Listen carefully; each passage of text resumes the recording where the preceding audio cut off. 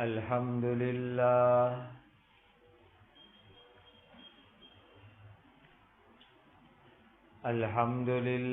الذي هدانا لهذا وما كنا لنهتدي لولا أن هدانا الله أشهد أن لا إله إلا الله وحده لا شريك له وأشهد أن سيدنا وشفيعنا ومولانا محمدا عبده ورسوله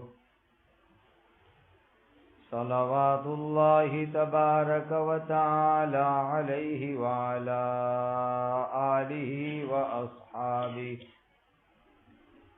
وذرياته وأهل بيته وأهل طاعته وبارك وسلم تسليما كثيرا كثيرا أما بعد فأعوذ بالله من الشيطان الرجيم بسم الله الرحمن الرحيم ألم يأتهم نبأ الذين من قبلهم قوم نوح وعاد وثمود وقوم إبراهيم وأصحاب مدين والمؤتفكات أتتهم رسلهم بالبينات فما كان الله ليظلمهم ولكن كانوا أنفسهم يظلمون۔ یہ سورہ توبہ کی 70 یعنی 70 نمبر کی آیت کریمہ ہیں۔ اللہ سبحانہ و تعالی کے پاک ارشاد کا خلاصہ ہے،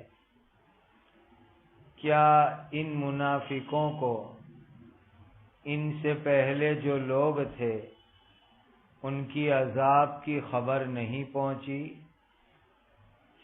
یعنی حضرت نوح علیہ السلام کی قوم کی اور قوم عاد کی بالمعروف وينهون عن المنكر ويقيمون الصلاة ويؤتون الزكاة ويطيعون الله ورسوله أولئك سيرحمهم الله إن الله عزيز حكيم۔ اور ایمان والے مرد اور ایمان والی عورتیں آپس میں ایک دوسرے کی مدد کرنے والے ہیں، اچھی بات سکھلاتے ہیں اور وہ بری بات سے روکتے ہیں، اور نماز قائم کرتے ہیں اور زکوٰۃ دیتے ہیں اور اللہ تعالیٰ اور اس کے رسول کی اطاعت کرتے ہیں، یعنی بات مانتے ہیں۔ انہی لوگوں پر اللہ تعالیٰ بہت جلدی رحم کریں گے۔ یقین رکھو اللہ تعالیٰ بڑے زبردست ہے، بڑی حکمت والے ہیں۔ وعد اللہ المؤمنین والمؤمنات جنات تجری من تحتها الانہار خالدین فیہا ومساکن طیبة فی جنات عدن ورضوان من اللہ اکبر ذلک هو الفوز العظیم۔ اللہ تعالیٰ نے ایمان والے مردوں سے اور ایمان والی عورتوں سے ایسے باغوں کا وعدہ کیا ہے کہ ان کے نیچے سے نہریں بہتی ہوگی، ان میں وہ ہمیشہ رہیں گے، اور ہمیشہ رہنے کے باغوں میں پاکیزہ مکانات کا جو ان کے لیے ہیں، اور اللہ تعالیٰ کی طرف سے خوشنودی ان سب نعمتوں سے بڑی ہے، یہی بہت بڑی کامیابی ہوگی۔ اوپر والی آیتوں میں منافقوں کا حال بیان کیا گیا تھا۔ اس حال کو بیان کرنے کے بعد اللہ تعالی ایمان والوں کو اور منافقوں کو دونوں کو ایک خاص بات کی نصیحت فرما رہے ہیں۔ پچھلے زمانے کے اندر اس دنیا میں جو بڑی بڑی قوم کے لوگ تھے، ان کے واقعات اللہ تعالی یاد دلا رہے ہیں۔ یہ تو امت محمدیہ ہے، جو آخری نبی حضرت محمد الرسول اللہ صلی اللہ علیہ وسلم کی برکت سے دنیا میں وجود میں آئی۔ آپ صلی اللہ علیہ وسلم سے بہت پہلے، ہزاروں سال پہلے، حضرت نوح علیہ السلام اللہ کے نبی تھے۔ حضرت نوح علیہ السلام کی قوم کو اللہ نے اس دنیا میں بہت کچھ دیا تھا۔ یہ جو عراق ہے اور عراق کے آجو باجو والے علاقے ہیں، وہاں حضرت نوح علیہ السلام کی قوم کے لوگ رہتے تھے۔ اللہ نے ان کو مال، دولت، عزت، تندرستی، ہر نعمت دی، لیکن ان لوگوں نے اللہ کے نبی کی بات نہیں مانی تو اللہ نے ان کو پانی کے طوفان میں ختم کر دیا۔ پھر زمانہ آیا حضرت ہود علیہ السلام کا۔ یہ ہود بھی اللہ کے ایک نبی کا مبارک نام ہے، اور ان کی جو قوم ہے اس قوم کو عاد کہتے ہیں۔ یہ قوم بھی بہت طاقت والی قوم تھی۔ اس زمانے میں انسانوں کی لمبائی تقریباً 60 ہاتھ کی ہوتی تھی۔ خود حضرت آدم علیہ السلام کی لمبائی بھی 60 سے زیادہ ہاتھ کی تفسیروں میں ملتی ہے۔ اور بعد میں یہ زمانہ آیا حضرت ہود علیہ السلام کا، تو ان کی جو قوم تھی، قوم عاد، یہ بھی 60 ہاتھ کی لمبائی کے انسان ہوتے تھے، یعنی 90 فٹ کے، اور ان کے یہاں تقریباً 6-7 ہاتھ کا تو بچہ پیدا ہوا کرتا تھا۔ ایسے لمبے قد کے وہ لوگ تھے، راستے کے اوپر چلتے تو ایسا لگتا کہ کوئی کھجوری کا درخت چل رہا ہے، ایسے لمبے تڑنگے لوگ۔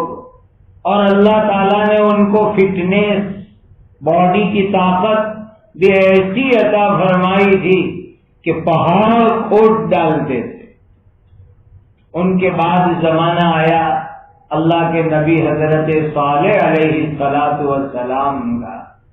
ان کی جو قوم تھی ان کو قوم سمود کہا گیا، اور یہ قوم سمود بھی بہت طاقت والے لوگ تھے، بہت مضبوط لوگ تھے۔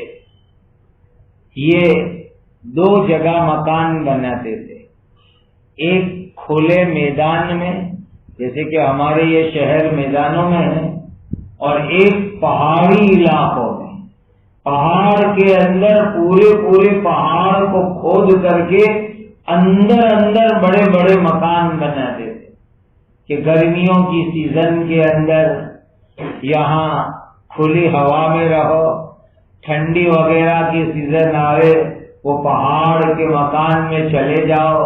الگ الگ موسم میں الگ الگ مکان ان کے ہوتے تھے، ایسے وہ موج مزے سے رہنے والے۔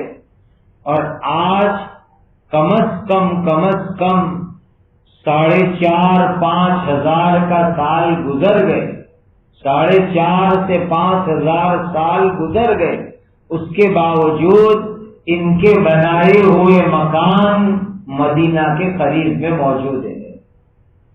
آج کے زمانے میں جو مکان بنتے ہیں وہ 40-50 سال میں ختم ہو جاتے ہیں، 100-150 سال میں ٹوٹ جاتے ہیں۔ اس قوم کے لوگوں نے کیسے مکان بنائے ہوں گے کہ 4.5 سے 5,000 سال گزرنے کے بعد بھی ان کے مکان مدینہ کے قریب میں موجود ہے۔ مدائن صالح ایک شہر ہے، مدینہ سے تقریباً 350-400 کلومیٹر کا فاصلہ ہے، وہاں اس قوم کے بنائے ہوئے مکان آج بھی موجود ہے۔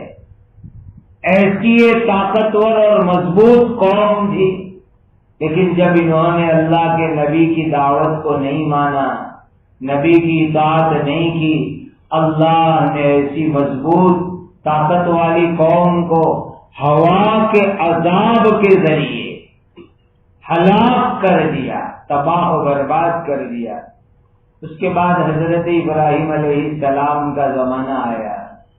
ابراہیم علیہ السلام کے لوگ آپ کو آگ میں ڈالتے ہیں، آگ میں جلاتے ہیں اللہ کے نبی کو، لیکن اللہ نے آگ میں آپ کی پوری حفاظت فرمائی، اور وہی آگ پھر ایسی بھڑکی کہ پورے شہر بابل کے لوگوں کو اس آگ نے نقصان پہنچایا۔ تو نبی کو جلانے کے لیے آگ جلائی، اللہ نے نبی کی تو اپنے فضل سے حفاظت فرما لی، اور وہی آگ جو ایک جگہ کے اوپر جلائی گئی تھی باہر نکلی، آگے چلی اور پورے شہر والوں کے مکان کو جلانے کا وہ ذریعہ بنی۔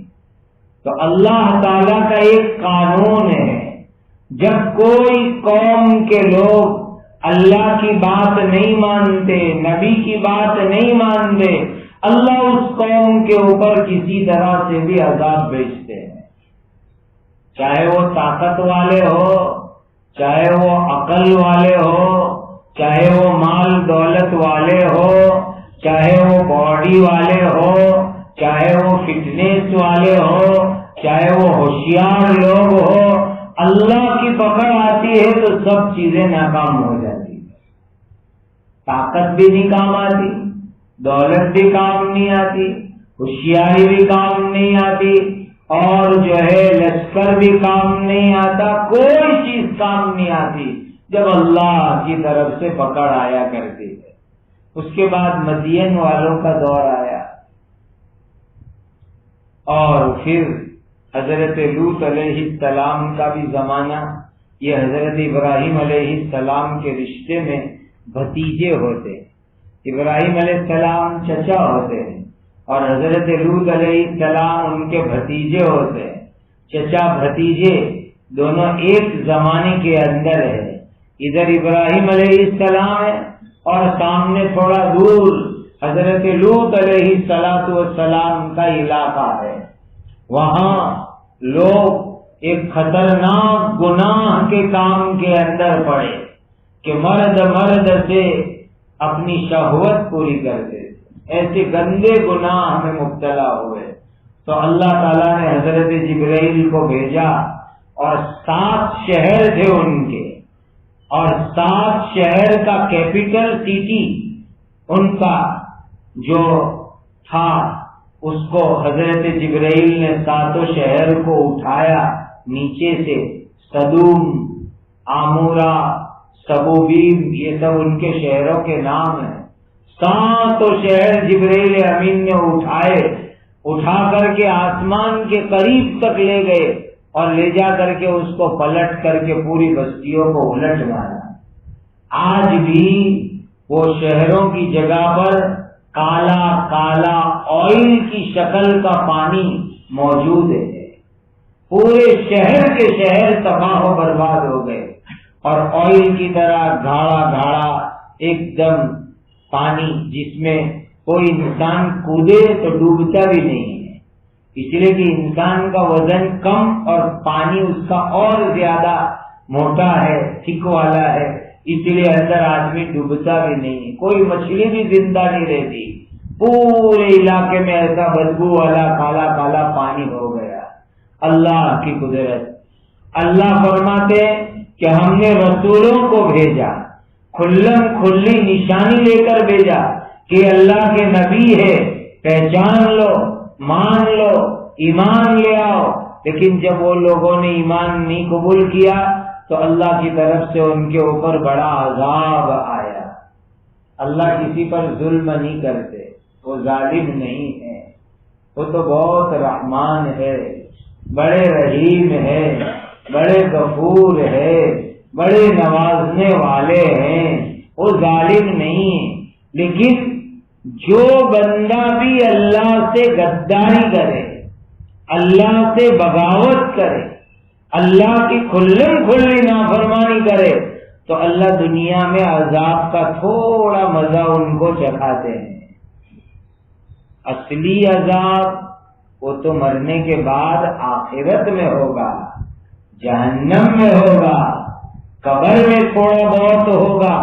دنیا میں جو عذاب آتا ہے، جو مصیبت آتی ہے، وہ تو بہت تھوڑی، بہت معمولی، بہت چھوٹی سی مصیبت آتی ہے. اللہ تعالیٰ فرماتے ہیں کہ یہ جو ہم تھوڑا بہت عذاب ان کو دیتے ہیں یہ ظلم نہیں ہے، یہ ان کے گناہوں کے اوپر سزا ہے. ظلم نہیں، گناہوں کی سزا ہے.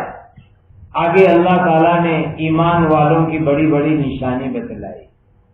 گزشتہ ہفتے منافقوں کی نشانی پچھلی آیتوں میں گزری، آج اس کے کمپیر میں، مقابل، اس کے سامنے ایمان والوں کی نشانی بتلائی گئی.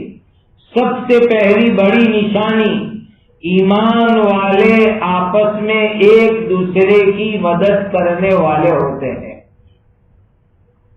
ایمان کی نشانی اللہ نے پہلے نمبر پر بیان کروائی کہ جتنے بھی دنیا میں مومن ہو وہ آپس میں ایک دوسرے کی مدد کرنے والے بنے.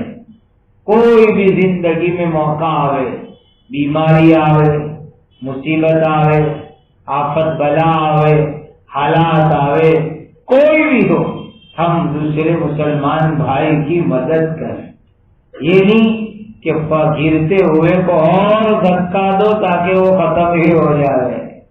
وہ تو گر رہا تھا، ایک دھکا اور دو کہ ختم ہی ہو جائے. یہ حال اس وقت ایمان والوں کا آپس میں ہو رہا ہے.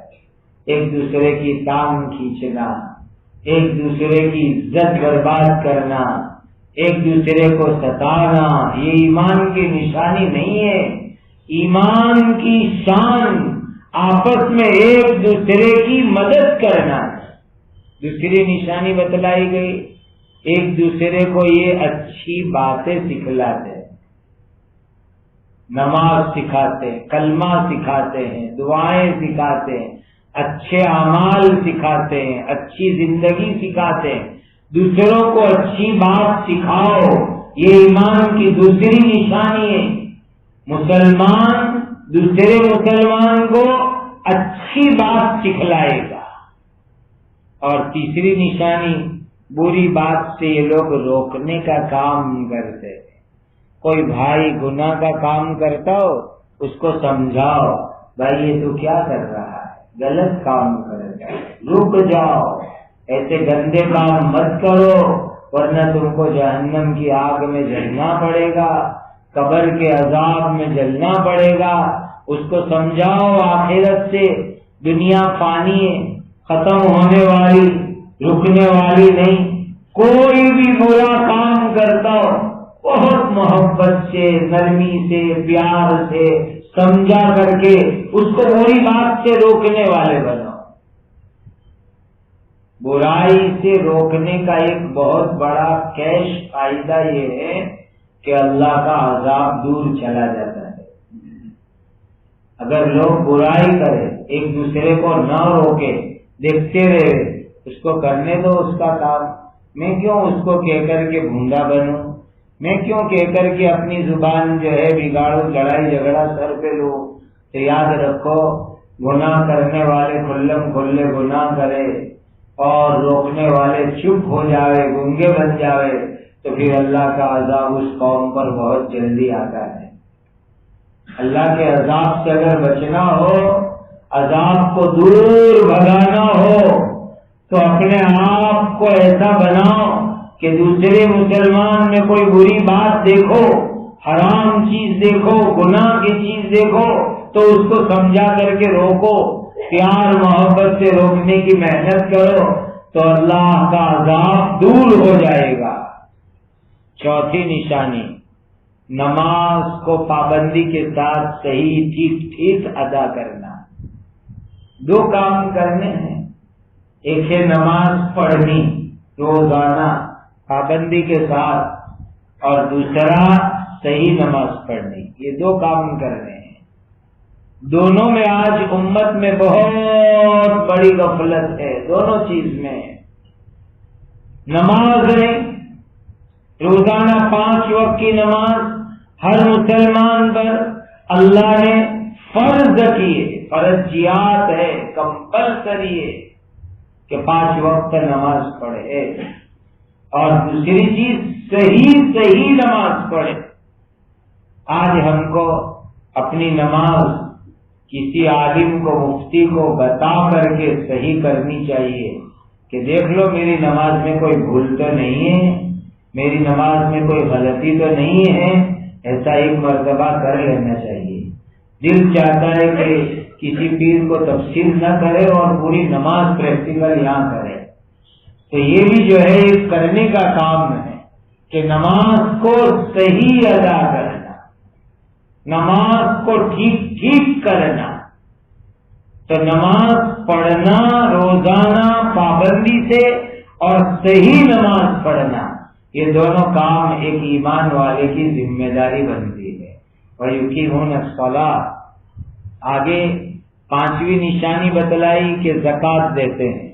اب یہ زکوٰۃ کا مسئلہ تو ایسا ہے، جن کے پاس مال ہو وہ زکوٰۃ دے، اور جن کے پاس مال دولت ہی نہ ہوئے ان کے لیے تو زکوٰۃ فرض ہے نہیں۔ باقی نماز ہر ایک کے لیے فرض، مالدار کے لیے بھی، غریب کے لیے بھی، سب کے لیے اللہ نے فرض کر دی۔ اور ایمان والے اللہ کی بات مانتے ہیں، عمل کرتے ہیں، اللہ کے رسول کی بات مانتے ہیں، اللہ کے رسول کی بات پر عمل کرتے ہیں۔ جو ایمان والے اتنے کام کریں گے اللہ کی رحمت ان کے اوپر برسے گی۔ سیرحمہم اللہ، اللہ کی رحمت ان پر برسے گی۔ آج اللہ کی رحمت ہم سے رکی ہوئی ہے، اسی لیے کہ ہم یہ کام نہیں کر رہے۔ نماز، اچھی بات سکھانا، بری بات سے روکنا، آپس میں مدد کرنا، اللہ رسول کی بات ماننا، یہ کام ہم نہیں کر رہے، اسی لیے اللہ کی رحمت ہم سے رکی ہوئی۔ اگر یہ کام مسلمان کرنے لگے انفرادی طور پر تو انفرادی اللہ کی رحمت آئے گی، سب کرنے لگیں گے اجتماعی طور پر سب پر اللہ کی رحمتیں آئے گی۔ اور اس وقت امت انفرادی رحمت کی بھی محتاج ہے اور اجتماعی رحمت کی بھی محتاج ہے، دونوں طرح ہم رحمتوں کے محتاج ہیں۔ تو یہ جتنے کام آیت میں بیان کیے گئے یہ تمام کے تمام کام کرنے ہوں گے تو جا کے اللہ کی رحمتیں انفرادی اجتماعی طور پر ہماری طرف متوجہ ہوگی۔ ان اللہ عزیز حکیم، وہ اللہ تو بڑے زبردست ہے، جو چاہے جب چاہے جس طرح چاہے جہاں چاہے وہ کر سکتے ہیں۔ پوری زبردست قدرت اور طاقت اللہ کو حاصل ہے، اور حکیم بھی ہے، بڑے حکمت سے کرتے ہیں۔ اللہ تعالیٰ کا کوئی کام بھی ہے ایسے نہیں ہو جایا کرتا۔ بہت سے لوگ کہتے ہیں کہ اس کو اللہ نے کیوں یہ دیا ہوگا، تو اللہ کی حکمت، تم کون یہ کہنے والے کہ اللہ نے اس کو یہ کیوں دیا؟ خدا کی حکمت، اللہ کو، اللہ کی مرضی، اللہ کو جو فیصلہ ہو اللہ نے اس کو دیا۔ خدا کی حکمت میں، خدا کے نظام میں، خدا کا جو سسٹم ہے اس میں کوئی بھی آدمی کچھ نہیں بول سکتا۔ جو بولنے جائے گا، وعدہ نکالنے جائے گا، وہ بہت بڑا پاپی اور گنہگار کہلائے گا۔ اللہ کو جو کرنا اپنی حکمت سے اللہ کرتے ہیں۔ اللہ تعالیٰ فرماتے ہیں کہ جو پکے ایمان والے مرد ہیں، پکی ایمان والی عورتیں ہیں، ہم ان کو جنت کے باغ دیں گے۔ جنت کے باغ ہم ان کو دیں گے. یہ خدا کا وعدہ ہے. کیسے باغ کہ اس کے نیچے سے پانی کی نہر چلتی ہوگی. دیکھو یہ عجیب چیز ہے کہ باغ کے نیچے پانی کی نہر ہوئے, باغ کے بیچ بیچ میں تو ہوئے, پانی کی چھوٹی چھوٹی کینل بنی ہو, نالیاں بنی ہو, کتنا خوبصورت وہ باغ لگتا ہے. اور پانی ہونے کی وجہ سے ہر وقت گرین گرین, ہرا ہرا, تازہ تازہ, کھلا کھلا ہوا رہتا ہے. لیکن ایسا باغ کہ اوپر باغ اور نیچے پانی, یہ تو ایک عجیب و غریب چیز ہوگی. اور وہ جنت کے اندر جو ہے اللہ تعالیٰ ایمان والوں کو عطا کریں گے. اور ایسے باغات, باڑیاں, گارڈن کہ جس میں بیچ میں نہریں ہو, یہ تو دنیا میں ہم کو دیکھنے کو ملتی ہے. لال قلعے میں جاؤ, عبرت کی نظر سے جب کبھی اس طرف کسی دینی مقصد سے نکلے, کوئی دنیاوی حلال روزی کے لیے نکلے, اور کبھی دلی گئے, لال قلعہ دیکھا, اندر دیوان عام ہے, دیوان خاص ہے, اس کو دیکھو تو ان لوگوں نے اندر بھی, محل کے اندر بھی نہریں بنائی ہے پانی کی. اب اگرچہ وہاں پانی نہیں ہے لیکن نہر ہے بنی ہوئی. اور دیوان خاص کے اندر پانی کی نہر, بیچ کے اندر تخت جس میں راجا لوگ بیٹھا کرتے تھے, بادشاہ لوگ بیٹھتے تھے. وہاں پر فارسی زبان میں ایک شعر لکھا ہوا ہے. پہلے وہ لگتا ہے کہ سونے سے لکھا تھا, اب پیلا کلر لگا ہوا ہے. پھر دوست بر روئے زمیں ہمیں ہستو ہمیں ہستو ہمیں. چونکہ اس وقت کے اوپر نیشنل لینگویج ہمارے دیش کی فارسی تھی, جیسے اس وقت راشٹریہ بھاشا ہندی ہے, اس وقت کے اوپر راشٹریہ بھاشا فارسی تھی, نیشنل گورنمنٹ لینگویج. اسی لیے فارسی زبان میں وہ لکھا ہوا ہے کہ اگر زمین کے اوپر جنت الفردوس کوئی ہے تو یہی ہے, یہی ہے, یہی ہے. وہ اس طرح وہاں لکھا ہوا ہے. تو ایمان کی برکت سے, اچھے اعمال کی برکت سے اللہ ہر ایمان والے کو جنت میں ایسی باڑیاں عطا کریں گے جس کے اندر نہریں چلتی ہوگی. ہر وقت وہ تازے تازے رہیں گے اور ہمیشہ وہاں رہنا ہے. دنیا میں کوئی آدمی 7 اسٹار ہوٹل میں جاتا ہے, 5 اسٹار ہوٹل میں جاتا ہے, کسی بیچ پر جاتا ہے, کسی پکنک پوائنٹ پر جاتا ہے, ٹورسٹ پوائنٹ پر جاتا ہے, اور کسی ہل اسٹیشن جاتا ہے, تو وہاں کیا ہے, 2 دن کے لیے آئے, 3 دن کے لیے آئے, 1 ویک کے لیے آئے, ویکیشن منانے آئے, پھر کیا, پھر واپس گھر جانے کا ہے. پھر واپس جانے کا, یہ چھوڑ کر کے چیک آؤٹ ٹائم ہوگا, نکل کر کے گھر جانا ہے واپس. جنت میں کوئی چیک آؤٹ ٹائم نہیں ہے, جنت سے واپسی ہے ہی نہیں. خالدین فیہا, ایک مرتبہ جنت میں گئے کبھی اس سے باہر نکلنا نہیں, ہمیشہ ہمیشہ کے لیے وہاں پر اللہ تعالیٰ رکھیں گے. اللہم ارزقنا ومساکن طیبہ, اور عمدہ عمدہ مکان میں ہوں گے. دنیا میں تو کتنا بھی شاندار آدمی بنگلہ بنا رہے ہیں, صاف صفائی 4 دن نہیں کرے تو کروڑیے کے جالے بھی لگ جاتے ہیں, مکھی مچھر بھی آ جاتے ہیں, کیڑے مکوڑے بھی آ جاتے ہیں, ادھئی کی ٹریٹمنٹ بھی کروانی پڑتی ہے, اللہ جانے کیا کیا کروانا پڑتا ہے. اور 1 سال جو بند رہے تو پوپڑے اکھڑنے لگے, پلاسٹر نکلنے لگے, کھنڈر بن جائے. اور جنت کے مکان جو ہوں گے ایسی تمام چیزوں سے اللہ نے پاک بنائے ہیں. ومساکن طیبہ, پاکیزہ مکان, بہترین مکان جس میں کبھی مینٹیننس کی ضرورت نہیں, ریپیئرنگ کی ضرورت نہیں, مرمت کی ضرورت نہیں, کیڑے مکوڑے نہیں, مکھی مچھر نہیں, کسی طرح کی کوئی گندگی اور میل کچیل نہیں. ایسے پاکیزہ مکان اللہ جنتیوں کو عطا کریں گے ہمیشہ رہنے کے باغوں میں. اور سب سے بڑی بات یہ ہوگی کہ اللہ تعالیٰ کی خوشی ملے گی. اللہ خوش ہوں گے. اور اللہ کی خوشی سے اور بڑی چیز کیا ہو سکتی ہے؟ کہتے ہیں کہ جنت میں بھی جمعہ کے دن ایک پروگرام ہوگا. وہاں دن رات نہیں ہے، وہاں تو ہر وقت ایسا ہی جیسا منظر ہوگا، نہ رات ہے نہ دن ہے، سیم منظر ہوگا درمیان کا. اور جیسے کہ الگ الگ کلر کی لائٹیں ہوتی ہے، وہاں بھی الگ الگ کلر کے جو ہے لائٹنگ ہوتی رہے گی، سما بنتا رہے گا، وہاں ایسا چلے گا. تو ہفتے میں ایک دن دنیاوی ترتیب سے جمعہ کا جو دن آئے گا، اس میں اللہ سبحانہ و تعالی سب جنتیوں کو جمع کر کے ان سے کچھ بات چیت کریں گے. اللہ تعالیٰ بعض مرتبہ تو اللہ تعالیٰ پوچھیں گے کہ میرے بندو کوئی اور نعمت کی ضرورت ہے، کچھ کمی ہے؟ بندے کہیں گے اللہ یہاں کیا کمی ہے، ہر چیز یہاں تو موجود ہے. تو اللہ تعالیٰ کی طرف سے دو الگ الگ انعام کا اعلان کیا جائے گا، اور وہ ایسا انعام ہوگا کہ اس سے بڑا کوئی انعام ہو ہی نہیں سکتا. ایک تو اللہ اعلان کریں گے، اے میرے جنتی بندو، اے میری جنتی بندیوں، میں تم سے راضی اور خوش ہو گیا، اب میں کبھی تم سے ناراض نہیں ہوؤں گا.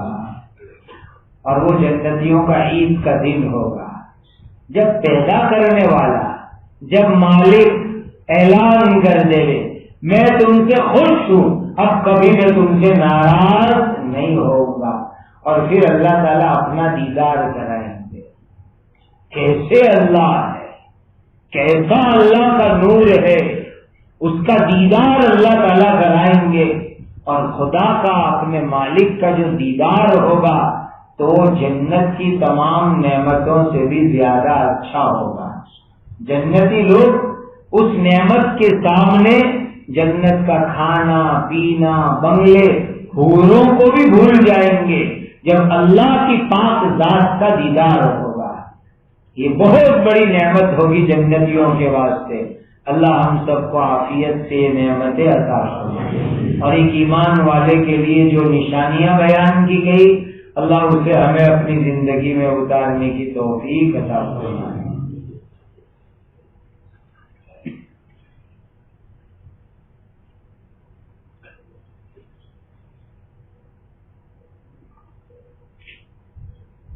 قاری جاوید صاحب کا بیٹا حماد ہاسپٹل میں،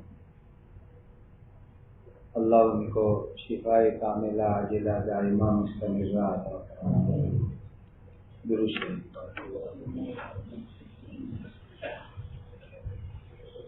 الحمدللہ رب العالمین، الحمدللہ رب العالمین، الحمدللہ رب العالمین. اللهم صل على سيدنا محمد وعلى آل سيدنا محمد صلاة تنجينا بها من جميع الأهوال والآفات وتقضي لنا بها جميع الحاجات وتطهرنا بها من جميع السيئات وترفعنا بها عندك أعلى الدرجات وتبلغنا بها أقصى الغايات من جميع الخيرات في الحياة وبعد الممات، إنك على كل شيء قدير.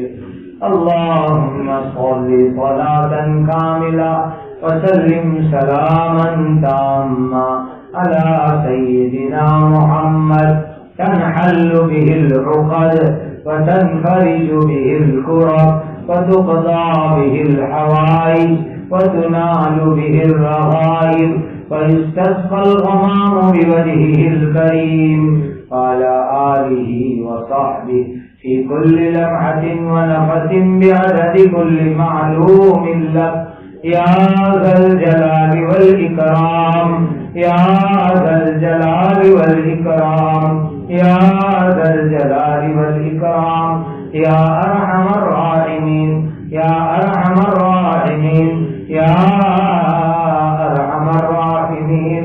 وإلهكم إله واحد لا إله إلا هو الرحمن الرحيم. اللهم اغفر أمة سيدنا محمد صلى الله عليه وسلم. اللهم ارحم أمة سيدنا محمد صلى الله عليه وسلم. اللهم تجاوز عن أمة سيدنا محمد صلى الله عليه وسلم. اللهم اصلح شان أمة سيدنا محمد صلى الله عليه وسلم. اللهم انصر أمة سيدنا محمد صلى الله عليه وسلم. اللهم إنا نسألك العافية ودوام العافية والشكر على العافية. اللهم إنا نسألك العافية ودوام العافية والشكر على العافية. اللهم إنا نسألك العافية ودوام العافية والشكر على العافية. اللهم إنا نعوذ بك من الفتن ما ظهر منها وما بطن. اللهم إنا نعوذ بك من الفتن ما ظهر منها وما بطن. اللهم إنا نعوذ بك من الفتن ما ظهر منها وما بطن. اللهم إنا نسألك رضاك والجنة. اللهم إنا نسألك رضاك والجنة. اللهم إنا نسألك رضاك والجنة. ربنا آتنا في الدنيا حسنة وفي الآخرة حسنة وقنا عذاب النار. ربنا اغفر لنا ولإخواننا الذين سبقونا بالإيمان ولا تجعل في قلوبنا غلا للذين آمنوا ربنا إنك رؤوف رحيم. ربنا لا تجعلنا فتنة للقوم الظالمين ونجنا برحمتك من القوم الكافرين.